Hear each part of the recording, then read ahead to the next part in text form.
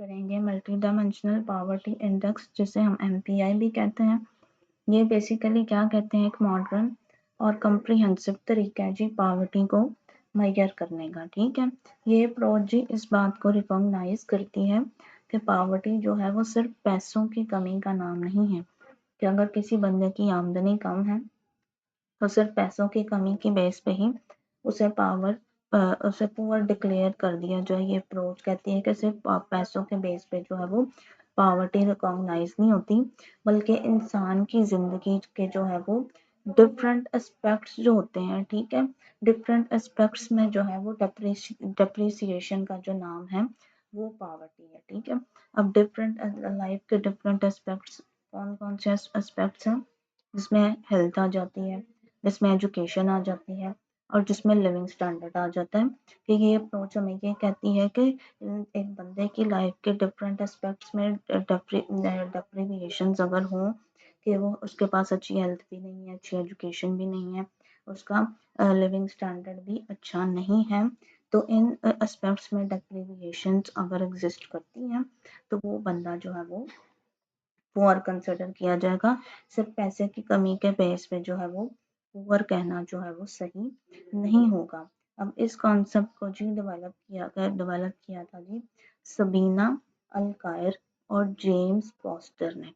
ठीक है, और ये वाला जो क्या क्या कहते हैं, ये वाला जो कॉन्सेप्ट है, ये वाली मैयर जो है वो यूनाइटेड नेशन क्या कहते हैं डेवलपमेंट प्रोग्राम के थ्रू जो है वो बहुत ज़्यादा एक्सटेंसिवली और वाइडली यूज़ की जाती है। ठीक है, तो सबसे पहले तो हमें ये समझना ज़रूरी है कि क्या कहते हैं कि इतनी पॉवर्टी की मेजर्स एग्जिस्ट करती हैं तो हमने MPI ही क्यों यूज़ करना। तो ये समझना ज़रूरी है कि MPI की जी ज़रूरत क्यों पेश आई, हमें ये क्यों ज़रूरी है, इसको क्यों इंट्रोड्यूस किया गया। ये इसलिए इंट्रोड्यूस किया गया क्योंकि जो हमारी ट्रेडिशनल पॉवर्टी की मेजर्स थी, जो पॉवर्टी को क्या कहते हैं मेजर करती थी, वो इनकम बेस्ड थी। ठीक है, जिसमें हमारा FGT इंडेक्स आ जाता है। ठीक है, कि वो वाली प्रीवियस जो मेजर्स थी वो इनकम को फोकस करती थी, इनका जो मेन फोकस होता था वो पैसा होता था।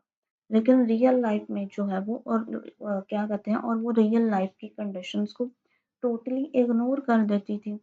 लेकिन अगर हम रियल लाइफ में बात करें तो रियल लाइफ में ऐसा होता है कि एक बंदे के पास एक पैसा तो हो सकता है, लेकिन ज़रूरी नहीं है कि अगर उसके पास पैसा है तो वो एजुकेटेड भी हो, या वो पॉवर्टी लाइन से ऊपर हो सकता है, लेकिन हो सकता है कि उसके पास पीने का साफ पानी ही अवेलेबल ना हो, या उसे अच्छी हेल्थ फैसिलिटीज़ ही जो है वो अवेलेबल ना हो। तो इसलिए सिर्फ इनकम को देखकर कह देना कि ये बंदा गरीब है या ये बंदा गरीब नहीं है, ये पॉवर्टी की जो है वो कंप्लीट पिक्चर को जो है वो को इसके थ्रू जो है वो सिर्फ पैसे की बेस पे समझना जो है वो पॉसिबल नहीं है।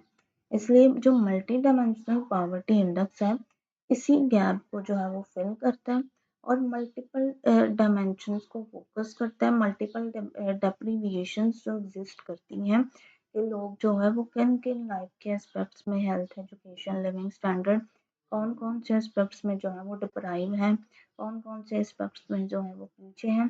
तो इन सारे मल्टीपल एस्पेक्ट्स को जो है वो एक साथ साइमल्टेनियसली कैप्चर करते हैं। अब MPI का क्या, अब हम देखेंगे कि MPI का बेसिक या मल्टी डायमेंशनल पॉवर्टी इंडेक्स का बेसिक आइडिया क्या है। तो इसका बेसिक आइडिया ये है कि ये तीन क्वेश्चंस को जो है, जो तीन बेसिक क्वेश्चन जो है उनका आंसर प्रोवाइड करता है। सबसे पहले ये आंसर प्रोवाइड करता है जी हु इज पुअर, मतलब कि गरीब कौन है। ठीक है, फिर कहता है कि हाउ आर दे पुअर, मतलब कि वो किस तरह से गरीब है, मतलब कि क्या कहते हैं and how many deprivations do they face, और वो लाइफ के कितने एस्पेक्ट्स में उन्हें डेप्रिविएशंस का सामना है, उन्हें कमियों का सामना है। ठीक है, इसका मतलब ये है कि हमारा MPI जो है वो सिर्फ काउंटिंग ही नहीं करता, बल्कि पावर्टी को भी एक्सप्लेन करते हैं और देन पावर्टी की नेचर को भी एक्सप्लेन करते हैं कि अगर एक बंदा गरीब है तो कौन से ऐसे डायमेंशंस हैं, कौन से ऐसे एस्पेक्ट्स हैं जिसमें कमी की वजह से वो गरीब है। तो इसका फोकस सिर्फ पैसों की कमी को ही जाहिर नहीं करता, ये डिफरेंट डायमेंशंस में डेप्रिविएशंस को शो करता है। तो जब भी हम MPI लेते हैं तो हम बेसिकली 3 डायमेंशंस 3 एस्पेक्ट्स की बात कर रहे थे, मतलब हम 3 डायमेंशंस को जो है वो यूज़ करते हैं, ठीक है। एक हेल्थ है, ठीक है, एक हेल्थ की डायमेंशन है, एक एजुकेशन की डायमेंशन है और एक लिविंग स्टैंडर्ड की डायमेंशन है। अब हर डायमेंशन का जो वेट होता है वो इक्वल होता है, ठीक है। हर डायमेंशन, हेल्थ के 3 डायमेंशन अपने लिए, हेल्थ की डायमेंशन मतलब क्या क्या कहते हैं, इसमें हेल्थ को फोकस किया जाता है। एजुकेशन की डायमेंशन, उसमें एजुकेशन में डेप्रिविएशंस देखी जाती हैं। लिविंग स्टैंडर्ड की डायमेंशन, तो उसमें लिविंग स्टैंडर्ड के सर्टन इंडिकेटर्स को देखा जाता है कि क्या कहते हैं कि बंदा जो है वो कितना डिप्राइव्ड है, उसका लिविंग स्टैंडर्ड किस लेवल का है, ठीक है। इसमें 3 डायमेंशंस होती हैं और उन 3 डायमेंशंस के अंदर जो है वो 10 इंडिकेटर्स होते हैं, जिसकी बेस पर डिसाइड किया जाता है कि एक बंदा जो है वो कितने इंडिकेटर्स में डिप्राइव्ड है, ठीक है। अब हर डायमेंशंस का जो है वो इक्वल वेट होता है, ठीक है। कि हेल्थ का भी वेट 1/3 है, एजुकेशन का वेट भी 1/3 है और लिविंग स्टैंडर्ड का वेट भी 1/3 है। क्यों, अब हर डायमेंशन हमने कहा 3 डायमेंशंस होती हैं और तीनों डायमेंशंस को जी इक्वल वेट प्रोवाइड किया जाता है, मतलब 1/3 की इम्पोर्टेंस दी जाती है। अब एक डायमेंशन को जो है वो मेजर करने के लिए जो है वो, हर डायमेंशन को मेजर करने के लिए जो उसके उसके अंदर डिफरेंट इंडिकेटर्स यूज़ किए जाते हैं और उन इंडिकेटर्स की बेस पे डिसाइड किया जाता है कि ये बंदा हेल्थ पुअर है या नहीं, ये बंदा एजुकेशन पुअर है या ये बंदा लिविंग स्टैंडर्ड में डिप्राइव्ड है या नहीं। तो हेल्थ की डायमेंशन में जी दो क्या कहते हैं इंडिकेटर्स, दो इंडिकेटर्स को यूज़ किया जाता है। सबसे पहला जी न्यूट्रिशन और दूसरा है जी चाइल्ड मोर्टेलिटी, ठीक है। न्यूट्रिशन के क्या कहते हैं, न्यूट्रिशन में आ जाता है कि अगर किसी घर का कोई मेंबर जो है वो माल न्यूट्रिशन है या नहीं है, ठीक है। कि वो क्या कहते हैं माल न्यूट्रिशन, मतलब कि किसी घर का कोई बंदा खुराक की कमी का शिकार तो नहीं है। और चाइल्ड मोर्टेलिटी का मतलब है कि क्या कहते हैं कि किसी घर में जो है वो किसी छोटे बच्चे की जो है वो मौत तो नहीं हुई। तो क्या कहते हैं, तो इन बेसिस पे अगर इनके दोनों के सवाल, दोनों के क्या कहते हैं न्यूट्रिशन और चाइल्ड मोर्टेलिटी, दोनों इंडिकेटर्स की जो है वो वैल्यूज पॉजिटिव होंगी, मतलब उस घर में माल न्यूट्रिशन भी मौजूद है और उस घर में जो है वो किसी बच्चे की भी मौत हुई है, तो उसका मतलब ये कि वो हेल्थ डिप्राइव्ड होगा, ठीक है। अब फिर एजुकेशन की डायमेंशन को भी मेजर करने के लिए जो है वो दो इंडिकेटर्स यूज किए जाते हैं, जिसमें आ जाता है जी ईयर्स ऑफ स्कूलिंग और स्कूल अटेंडेंस। अब किसी हाउस होल्ड का कोई मेंबर जो है वो बेसिक स्कूलिंग अगर कंप्लीट नहीं करता, ठीक है, no household member completed 6 years of education, कि अगर किसी हाउस होल्ड के मेंबर ने minimum 6 years of schooling complete नहीं की और स्कूल एज के चिल्ड्रन जो हैं वो स्कूल जाते ही नहीं है, मतलब वो उन्होंने स्कूल में एडमिशन ही नहीं लिया, तो क्या कहते हैं, तो उसको तो ये जो है वो डेप्रिविएशंस कंसिडर की जाती हैं। और फिर कहा जाता है कि अगर जो बंदा दोनों इंडिकेटर्स में जो है वो डिप्राइव्ड होगा तो वो एजुकेशन डिप्राइव्ड जो है वो कंसिडर किया जाएगा, ठीक है। फिर आ जाती है जी लिविंग स्टैंडर्ड की डायमेंशन। अब लिविंग स्टैंडर्ड में की डायमेंशन में जो है वो सबसे ज़्यादा इंडिकेटर्स आ जाते हैं, ठीक है। तो लिविंग स्टैंडर्ड की डायमेंशन में 6 इंडिकेटर्स आ जाते हैं, जिसमें कुकिंग फ्यूल आ जाता है, सैनिटेशन आ जाती है, ड्रिंकिंग वाटर आ जाता है, इलेक्ट्रिसिटी आ जाती है, हाउसिंग और एसेट्स आ जाते हैं, ठीक है। अगर किसी का क्या कहते हैं हाउस होल्ड वुड वुड को क्या कहते हैं जलाने के लिए यूज़ करता है, खाना पकाने के लिए क्या कहते हैं, या डंग को यूज़ करता है कुकिंग करने के लिए। अगर किसी के पास सैनिटेशन की इम्प्रूव्ड फैसिलिटीज़ अवेलेबल नहीं है, ठीक है, और लोगों के पास अगर पीने का साफ पानी नहीं है, उस इलाके में बिजली इलेक्ट्रिसिटी मौजूद नहीं है, घर की कंडीशन बहुत ज़्यादा बुरी है, पुअर है, और लोगों के पास जो है वो एसेट जैसे टीवी भी नहीं है, फ़ोन भी नहीं है, तो ये सब जो है वो डेप्रिविएशंस कंसिडर की जाती हैं। और अगर उनके पास ये सारे एसेट्स, ये सब कुछ अगर वो सब ये सारी चीज़ें अगर उनके पास मौजूद नहीं है, तो वो लिविंग स्टैंडर्ड में भी डिप्राइव्ड होंगे, मतलब पुअर होंगे, ठीक है। अब वेटिंग स्ट्रक्चर का भी जो है वो MPI में जो है वो बहुत ज़्यादा इम्पॉर्टेंट हिस्सा होता है, क्योंकि हमने पहले बात की कि हर डायमेंशन का जो वेट है वो 1/3 होता है, ठीक है। लेकिन क्या कहते हैं, लेकिन उस डायमेंशन के इंडिकेटर आपस में वेट शेयर कर रहे होते हैं, ठीक है। कि एक हेल्थ डायमेंशन का अगर वेट जो है वो 1/3 है, तो हेल्थ इंडिकेटर अगर हेल्थ में अगर 2 इंडिकेटर्स हैं, तो एक इंडिकेटर का वेट होगा जी 1/6, ठीक है। ये क्या कहते हैं कि हेल्थ में और एजुकेशन में दो दो इंडिकेटर्स हैं, तो हर इंडिकेटर का वेट हो जाएगा जी 1/6, ठीक है। फिर क्या कहते हैं, न्यूट्रिशन का वेट भी 1/6 होगा, चाइल्ड मोर्टेलिटी का वेट भी 1/6 होगा, ईयर्स ऑफ स्कूलिंग का वेट भी 1/6 होगा, स्कूल अटेंडेंस का वेट भी 1/6 हो जाएगा, ठीक है। जबकि लिविंग स्टैंडर्ड में जी 6 इंडिकेटर्स हैं, ठीक है। तो इनमें से हर इंडिकेटर का वेट जो है वो 1/18 हो जाएगा। अब सबसे पहला इम्पोर्टेंट कॉन्सेप्ट आता है जी आइडेंटिफिकेशन का। ये क्या कहते हैं आइडेंटिफिकेशन का, कि सबसे पहले आइडेंटिफाई करना जी कौन बंदा गरीब है, ठीक है। आइडेंटिफिकेशन का जिसे ड्यूल कट ऑफ मेथड कहा जाता है, कि गरीब लोगों को आइडेंटिफाई करना, तो यहाँ पे हम dual cut off method use करेंगे। तो ये क्या कहते हैं, एमपीआई जो है वो अल्कायर फॉस्टर का dual cut off method use करते हैं। अब इस मेथड में जी 2 स्टेप्स होते हैं, ठीक है। पहला स्टेप क्या होता है, पहला स्टेप ये होता है कि क्या कहते हैं, ये देखा जाता है कि क्या वो शख्स किसी स्पेसिफिक इंडिकेटर में डिप्राइव्ड है या नहीं।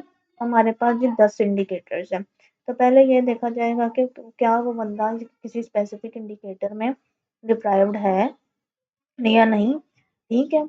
और क्या कहते हैं, दूसरे स्टेप में बेसिकली उन तमाम डेप्रिविएशंस को उनके वेट के साथ जो है वो ऐड किया जाता है, ठीक है। अगर कोई किसी शख्स का टोटल डेप्रिविएशन स्कोर जो है वो 1/3 या उससे ज़्यादा हो जाए, तो उसे मल्टी डायमेंशनली पुअर जो है वो क्लासिफाई किया जाता है। तो सबसे पहले ये देखा जाता है कि एक बंदा जो है वो कितने इंडिकेटर्स में डिप्राइव्ड है, फिर उन डेप्रिविएशंस को उनके वेट के साथ जो है वो मल्टीप्लाई करके ऐड कर दिया जाता है, ठीक है। और उसके बाद जो है वो अगर उसकी वैल्यू 1/3 से ज़्यादा हो या उसके बराबर हो, तो उसे मल्टी डायमेंशनली पुअर जो है वो कंसिडर किया जाता है। तो इसके बाद जी हम एमपीआई का फार्मूला क्या होता है, एमपीआई को कैलकुलेट किया जाता है जी एक सिंपल फार्मूला फॉलो करके, कि एमपीआई बराबर होता है जी एच मल्टीप्लाई बाय ए। अब एच का क्या मतलब है, एच शो करता है जी हेड काउंट रेशियो को। हेड काउंट रेशियो मतलब कितने लोग जो है वो मल्टी डायमेंशनली पुअर है टोटल पॉपुलेशन के बराबर मुकाबले में। एक यू जो है वो मल्टी डायमेंशनली पुअर लोगों को शो कर रहा है, और एन जो है वो टोटल पॉपुलेशन को शो कर रहा है। तो हेड काउंट रेशियो के थ्रू हम कंसिडर करते हैं कि proportion of population who are multidimensionally poor. और ए का मतलब क्या है, अब ए का मतलब है जो इंटेंसिटी ऑफ पॉवर्टी, यानी जो लोग पुअर हैं तो उन्हें एवरेज कितनी डेप्रिविएशंस का सामना है, ठीक है। कि 10 इंडिकेटर्स हैं, तो 10 इंडिकेटर्स में से उन्हें वो कितने इंडिकेटर्स में डिप्राइव्ड है, ठीक है। कि इसमें इसका फार्मूला जो टोटल डेप्रिविएशंस अमंग द पुअर, कि 10 में से वो कितने इंडिकेटर्स में डिप्राइव्ड है divided by total number of poor. तो ये हमें बताता है जी average share of deprivations faced by poor, जी ऑन एवरेज जो है वो लोगों को जो है वो कितनी एवरेज जो है वो क्या कहते हैं, लोगों को जो है वो कितनी डेप्रिविएशंस का सामना करना पड़ रहा है, ठीक है। अब इस अप्रोच का जी सबसे ज़्यादा बड़ा फ़ायदा ये है कि ये पॉवर्टी को एक मल्टी डायमेंशनल पर्सपेक्टिव से दिखाता है। ये सिर्फ ये नहीं बताता कि लोग गरीब हैं, बल्कि ये भी बताता है कि वो किन एरियाज़ में गरीब हैं, ठीक है। किन एरियाज़ में वो डिप्राइव्ड है, कौन सी डायमेंशंस हैं जिनमें वो गरीब हैं। इससे जो है वो क्या कहते हैं, बेसिकली ये ओवरऑल पॉवर्टी के लेवल को जो है वो शो करता है, जो हेल्प करता है पॉलिसी मेकर्स को ये अंडरस्टैंड करने में हेल्प करता है कि किसी सेक्टर में जो डेप्रिविएशन की इंटरवेंशन की ज़रूरत है, कौन सा सेक्टर ऐसा है जिसमें लोग बहुत ज़्यादा डिप्राइव्ड हैं। वो एजुकेशन सेक्टर है या वो हेल्थ सेक्टर है या इंफ्रास्ट्रक्चर का सेक्टर है, और गवर्नमेंट को जो है वो इफेक्टिव पॉलिसीज डेवलप करने में हेल्प करता है। तो अब हम देखेंगे क्या कहते हैं इसकी डिटेल्ड एग्जाम्पल, और उसको जी कैलकुलेट करके देखेंगे कि क्या कहते हैं एमपीआई की वैल्यू को जो है वो कैलकुलेट करके देखेंगे। तो जी इस एग्जाम्पल में हम अज्यूम करते हैं कि हमारे पास 5 हाउस होल्ड्स हैं, 5 घरानों को जी हम कंसिडर करेंगे, यानी यहाँ पे हमारी टोटल पॉपुलेशन जो है वो 5 है, ठीक है। और क्या कहते हैं यहाँ पर सेम जो हम मल्टी डायमेंशनल पावर्टी को मेजर करने के लिए जी हम 10 इंडिकेटर्स को जो है वो इस्तेमाल करेंगे, जो हेल्थ, एजुकेशन और लिविंग स्टैंडर्ड से रिलेटेड होंगे। और हमारा हमने पावर्टी कट ऑफ जो है वो 0.33 रखा है, यानी अगर किसी हाउस होल्ड का टोटल वेटेड डेप्रिविएशंस मतलब एमपीआई का स्कोर अगर 0.33 या उससे ज़्यादा हो जाएगा, उसे मल्टी डायमेंशनल पुअर कंसिडर किया जाएगा। तो ये वो स्टेप्स है जिन्हें हम फॉलो करेंगे कि सबसे पहले हम डेप्रिविएशंस को आइडेंटिफाई करेंगे। और डेप्रिविएशंस को हम किस तरह से आइडेंटिफाई करेंगे, जी ये जी हमारे पास हाउस होल्ड्स हैं, और ये वाले जी क्या कहते हैं हमारे पास इंडिकेटर्स हैं। अब जहाँ पे क्या कहते हैं इंडिकेटर के लिए जो है वो हर इंडिकेटर के लिए 1 का मतलब ये है कि हाउस होल्ड जो है वो उस स्पेसिफिक इंडिकेटर में डिप्राइव्ड है, और 0 का मतलब ये है कि स्पेसिफिक इंडिकेटर के लिए डेप्रिविएशन एग्जिस्ट नहीं करती, ठीक है। इसके बाद जी क्या कहते हैं उस इसके बाद जी क्या कहते हैं हम करेंगे जी इंडिकेटर्स को जो है उनके वेट्स के साथ जी मल्टीप्लाई कर दिया जाएगा। और हेल्थ और एजुकेशन के इंडिकेटर्स का वेट जी 1/6 है, जबकि लिविंग स्टैंडर्ड के हर इंडिकेटर का वेट कितना है 1/18 है, ठीक है। कि हेल्थ के 2 इंडिकेटर्स है, हेल्थ डायमेंशन का वेट 1/3 है और हेल्थ के हर इंडिकेटर का वेट 1/6 है। एजुकेशन की डायमेंशन का वेट 1/3 है, लेकिन उसकी हर जो है वो इंडिकेटर का वेट 1/6 है। और लिविंग स्टैंडर्ड की डायमेंशन का वेट 1/6 है, 1/3 है, लेकिन उसकी हर इंडिकेटर का वेट जो है वो 1/18 है, ठीक है। अब हम हर हाउस होल्ड का जो है वो वेटेड डेप्रिविएशन जो है वो स्कोर करते हैं, ठीक है। तो सबसे पहले हम डेप्रिविएशन का डाटा देखते हैं। कि डेप्रिविएशन के डाटे को देखते हैं कि 1 का मतलब डिप्राइव्ड है वो उस इंडिकेटर में, और 0 का मतलब है कि वो डिप्राइव्ड नहीं है। अब हम हाउस होल्ड 1 को देखते हैं। अब हाउस होल्ड 1 के केस में हम देखते हैं कि वो न्यूट्रिशन और ईयर ऑफ स्कूलिंग में जो डिप्राइव्ड है, ठीक है। और मोर्टल न्यूट्रिशन और ईयर ऑफ स्कूलिंग में वो डिप्राइव्ड है, ठीक है। तो क्या कहते हैं, तो हेल्थ और एजुकेशन का टोटल वेट क्या हो गया, तो 2 मल्टीप्लाई मतलब 2 डेप्रिविएशंस में डिप्राइव्ड है, तो 2 मल्टीप्लाइड बाय 1/6 होता है जी 0.33। 2 मल्टीप्लाइड बाय 1/6 होता है जी 0.33। तो जी हाउस होल्ड 1 जो है वो न्यूट्रिशन में भी डिप्राइव्ड है, ईयर्स ऑफ स्कूलिंग में भी डिप्राइव्ड है, ठीक है। अब हम मूव करेंगे लिविंग स्टैंडर्ड की तरफ। लिविंग स्टैंडर्ड में जी वो 4 इंडिकेटर्स में डिप्राइव्ड है, ठीक है। फ्यूल में, सैनिटेशन में, इलेक्ट्रिसिटी में और एसेट्स में, ठीक है। तो जब हम 4 को मल्टीप्लाई करेंगे 1/18 से, तो हमारे पास आ जाएगा जी क्या कहते हैं 0.22। तो इन दोनों को ऐड करने से टोटल स्कोर होता है जी 0.55। तो ये होगी जी हाउस होल्ड 1 की क्या कहते हैं 1 का एमपीआई। अब हम देखेंगे हाउस होल्ड 2 का। अगर हाउस होल्ड 2 को सिर्फ देखा जाए तो हाउस होल्ड 2 जो है वो हेल्थ हेल्थ की डायमेंशन में भी डिप्राइव्ड नहीं है, एजुकेशन की डायमेंशन में डिप्राइव्ड नहीं है, लेकिन वो सिर्फ कुकिंग एक इंडिकेटर यानी कुकिंग फ्यूल में डिप्राइव्ड है, ठीक है। तो इसको तो जब हम 1 को जो है वो, तो इसका मतलब ये है कि क्या कहते हैं कि हाउस होल्ड 2 के केस में ये वाला पार्ट जो है वो 0 हो जाएगा, और इस पार्ट की जो वैल्यू है वो 1/18 आ जाएगी, क्योंकि वो सिर्फ एक क्या कहते हैं इंडिकेटर में डिप्राइव्ड है, तो उसकी वैल्यू आ जाएगी 0.056। अब हम देखेंगे हाउस होल्ड 3 को।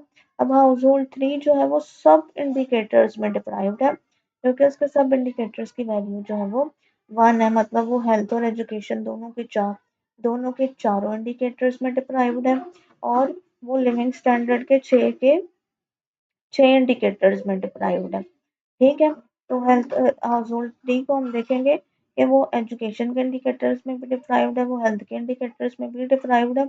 तो क्या कहते हैं, तो जब हम इसको क्या कहते हैं प्लस करेंगे तो 2 इंडिकेटर एजुकेशन के दो इंडिकेटर्स हो गए हमारे पास हेल्थ के, तो हमारे पास 4 आ गए, तो 4 को 1/6 से हम मल्टीप्लाई कर देंगे।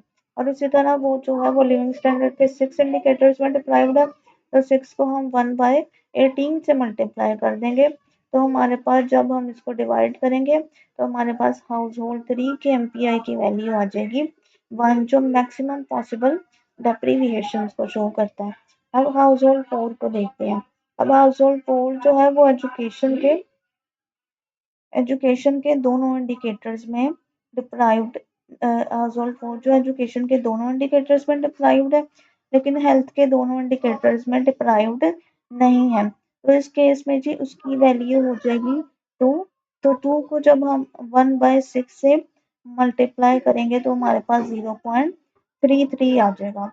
और वो लिविंग स्टैंडर्ड के सिर्फ एक इंडिकेटर में डिप्राइव्ड है, तो 1/6 1 को 1/18 से मल्टीप्लाई करेंगे तो 0.05 आ जाएगा। और जब हम दोनों वैल्यूज को टोटल प्लस करेंगे तो हमारे पास टोटल डेप्रीविएशन की वैल्यू आ जाएगी 0.38। तो हमारा कट ऑफ पॉइंट क्या 0.03। इसका मतलब ये है कि हाउस होल्ड 5 भी जो है वो एमपीआई, हाउस होल्ड 4 भी जो है वो एमपीआई पुअर कंसिडर किया जाएगा। अब हम हाउस होल्ड 5 को लेते हैं। अब हाउस होल्ड 5 जो है वो एजुकेशन हेल्थ की एक डायमेंशन में जो है वो क्या कहते हैं, न्यूट्रिशन की डायमेंशन में डिप्राइव्ड है, एजुकेशन की किसी डायमेंशन में वो डिप्राइव्ड नहीं है, लेकिन लिविंग स्टैंडर्ड की वो 4 डायमेंशन में डिप्राइव्ड है। इसका मतलब ये है कि इस एरिया में इस की वैल्यू 1, जब हम 1 को 1/6 से मल्टीप्लाई करेंगे तो क्या कहते हैं हमारे पास आ जाएगी जी वैल्यू 0.16 की। और लिविंग स्टैंडर्ड के 4 इंडिकेटर्स है, तो उसको हम 4/18 से, 4 इंडिकेटर्स में डिप्राइव्ड है तो 4/18 से मल्टीप्लाई करेंगे तो 0.22 वैल्यू आ जाएगी। इसका मतलब ये है कि यहाँ पे जो टोटल डेप्रीविएशन है वो 0.389 की है। इसका मतलब हाउस होल्ड 5 भी जो है वो पुअर है। ठीक है, अब हमने एमपीआई को कैलकुलेट कर लिया। ठीक है, अब दूसरा स्टेप है जी आइडेंटिफिकेशन का, जहाँ हम पावर्टी के कट ऑफ मेथड को अप्लाई करते हैं। अब यहाँ पे कट ऑफ है जी 0.33। इस हिसाब से हाउस होल्ड 1 का स्कोर जो है वो 0.55 है। ठीक है, कि अगर हम हाउस होल्ड 1 को देखें तो उसका स्कोर तो क्या कहते हैं, उसका स्कोर कितना है, उसका स्कोर 0.55 है, वो पुअर है। हाँ जी, वो एमपीआई पुअर है। हाउस होल्ड 2 का स्कोर 0.0356 है, वो कट ऑफ पॉइंट से बहुत कम है, तो हाउस होल्ड 2 जो है वो पुअर नहीं है। हाउस होल्ड 3 की जो एमपीआई स्कोर जो है वो 1 है, तो ऑब्वियसली ये पुअर है क्योंकि ये तो सारी डायमेंशंस में ही डिप्राइव्ड है। हाउस होल्ड 4 और हाउस होल्ड 5 भी दोनों जो है वो पुअर है। ठीक है, तो क्या कहते हैं, क्योंकि हाउस होल्ड 4 और 5 की जो वैल्यू का स्कोर जो है वो 0.33 से ज़्यादा है, तो ये दोनों भी पुअर है। तो इस तरह से टोटल हाउस होल्ड जो पावर्टी का शिकार है, जो एमपीआई पुअर है, वो 4 हो गए। अब हम तीसरा स्टेप की तरफ मूव करते हैं, मतलब हेड काउंट रेशियो को कैलकुलेट करना। अब हेड काउंट रेशियो को कैलकुलेट करने का क्या फार्मूला था, क्योंकि क्या क्या कहते हैं कि इसमें हम टोटल नंबर ऑफ पुअर्स को डिवाइड करना था टोटल पॉपुलेशन से। तो यहाँ पर टोटल नंबर ऑफ पुअर कितने हैं, क्या पुअर हाउस होल्ड 4 है और टोटल पॉपुलेशन 5 है। तो इसका मतलब ये है कि हमारे पास वैल्यू आ गई 0.8 की, जो ये शो करती है कि क्या कहते हैं कि 80% हाउस होल्ड जो है वो मल्टी डायमेंशनली गरीब है, पुअर है। अब हम फोर्थ पॉइंट की तरफ मूव करेंगे, जिसमें हम कैलकुलेट करेंगे इंटेंसिटी ऑफ पॉवर्टी को, क्योंकि ए कैलकुलेट कर सबसे पहले हम ए को कैलकुलेट करेंगे और उसकी क्योंकि एज को हमने कैलकुलेट कर लिए। तो ए को किस तरह से कैलकुलेट करेंगे, ए को जी हम निकालने के लिए जो है वो उन हाउस होल्ड के स्कोर का एवरेज निकालेंगे। ठीक है, कि हमने जो पावर्टी की एमपीआई की वैल्यूज निकाली है, अब उन उन वैल्यूज को प्लस करेंगे और उनकी एवरेज निकालेंगे, मतलब जितने गरीब हैं उतने नंबर ऑफ पुअर पे, मतलब वैल्यू टोटल डेप्रीविएशन की वैल्यू को हम डिवाइड करेंगे टोटल नंबर ऑफ पुअर पे। तो यहाँ पे जी हाउस होल्ड 1 की इतनी डेप्रीविएशन थी, हाउस होल्ड 2 पुअर इतनी डेप्रीविएशन थी, हाउस होल्ड 3 की ये थी और हाउस होल्ड 4 का ये MPI का स्कोर था। ठीक है, तो जब हम इनको सम करेंगे तो हमारे पास 2.333 आ जाएगा। ठीक है, तो जब हम इसे 4 से डिवाइड करेंगे तो हमारे पास 0.583 की वैल्यू आ जाती है, जिसका मतलब ये है कि पुअर हाउस होल्ड जो है वो ऑन एवरेज जो है वो 58.3% जो है वो डेप्रीविएशन जो है वो फेस कर रहे हैं। तो MPI को कैलकुलेट करने के लिए हम हेड काउंट रेशियो को जो है वो इंटेंसिटी ऑफ पॉवर्टी एक के साथ मल्टीप्लाई करेंगे तो MPI की वैल्यू आ जाएगी जी हमारे पास, क्या कहते हैं, MPI की वैल्यू हमारे पास आ जाएगी जी, क्या कहते हैं, 0.446, जो ये इंडिकेट करता है कि क्या कहते हैं कि मल्टी डायमेंशनल पॉवर्टी का जो लेवल है वो काफ़ी ज़्यादा हाई है। ठीक है, तो क्या कहते हैं, अगर आप ये देखें कि पॉवर्टी एज शो कर रहा है कि क्या कहते हैं कि पॉवर्टी जो है वो बहुत ज़्यादा वाइड स्प्रेड है, क्योंकि 80% पॉपुलेशन जो है वो गरीब है। ठीक है, एक ही जो वैल्यू है वो ये शो करती है कि क्या कहते हैं, जो हाउस होल्ड पुअर है वो भी काफ़ी ज़्यादा डेप्रीविएशंस का सामना कर रहे हैं।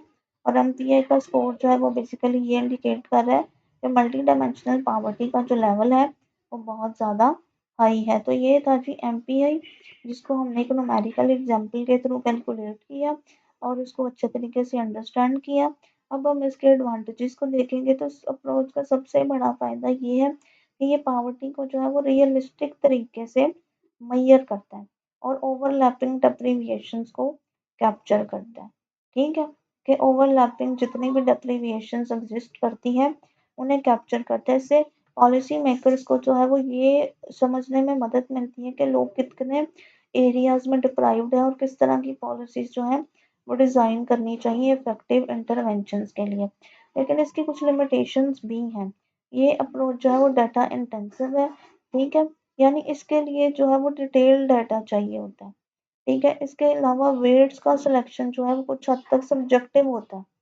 ठीक है, और कुछ डिफरेंट कंट्रीज में MPI का स्ट्रक्चर भी जो है वो थोड़ा सा डिफरेंट होता है।